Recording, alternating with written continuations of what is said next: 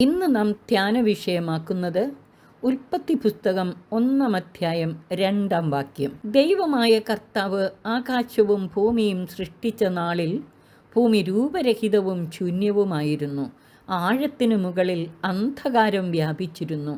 ദൈവത്തിൻ്റെ ചൈതന്യം വെള്ളത്തിനു മീതെ ചലിച്ചുകൊണ്ടിരുന്നു. പ്രപഞ്ച സൃഷ്ടിയുടെ ആരംഭത്തിലെ തിന്മയുടെ തേർവാഴ്ചയും എന്നാൽ തിന്മയ്ക്കെല്ലാം അതീതമായി ചലിച്ചുകൊണ്ടിരുന്ന ദൈവാത്മാവിൻ്റെ അതുല്യമായ ശക്തിയുമാണ് ഇവിടെ സൂചിപ്പിക്കുന്നത്.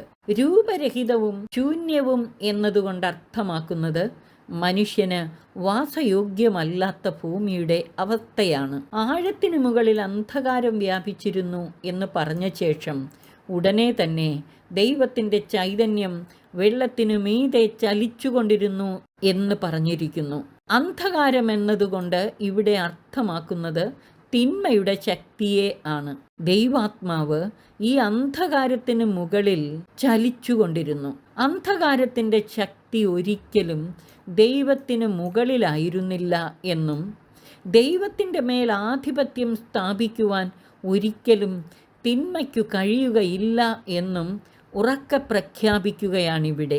ഇതുതന്നെയാണ് വിശുദ്ധ യോഹന്നാൻ എഴുതിയ സുവിശേഷം 1:5 ആ വെളിച്ചം ഇരുളിൽ പ്രകാശിക്കുന്നു, അതിനെ കീഴടക്കാൻ ഇരുളിന് കഴിഞ്ഞില്ല എന്ന് പറയുന്നതിൻ്റെ അർത്ഥവും. തിന്മയുടെ ശക്തികൾക്കെല്ലാം അതീതനാണ് ദൈവം. തിന്മയുടെ മേൽ ആധിപത്യം സ്ഥാപിച്ചുകൊണ്ടുള്ള ദൈവാത്മാവിൻ്റെ ചലനാത്മകമായ സാന്നിധ്യം രൂപരഹിതമായ ഭൂമിക്ക് രൂപം നൽകി.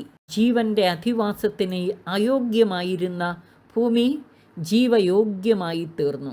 രൂപരഹിതമായവയ്ക്ക് രൂപം നൽകുകയും ശൂന്യതയെ നിറയ്ക്കുകയും വചനം സ്വീകരിക്കാനും വചനത്തോട് ക്രിയാത്മകമായി പ്രത്യുത്തരിക്കാനും നമ്മെ സഹായിക്കുന്ന പരിശുദ്ധാത്മാവിൻ്റെ പ്രവൃത്തിയെയാണ് ഇത് സൂചിപ്പിക്കുന്നത്. പരിശുദ്ധാത്മാവായ ദൈവമേ, എന്നിലെ രൂപരഹിതമായ അവസ്ഥകളെ അകറ്റി എന്നെ രൂപപ്പെടുത്തണമേ. എന്നിലെ ശൂന്യതയെ അങ്ങയുടെ ആത്മാവിനാൽ നിറയ്ക്കണമേ.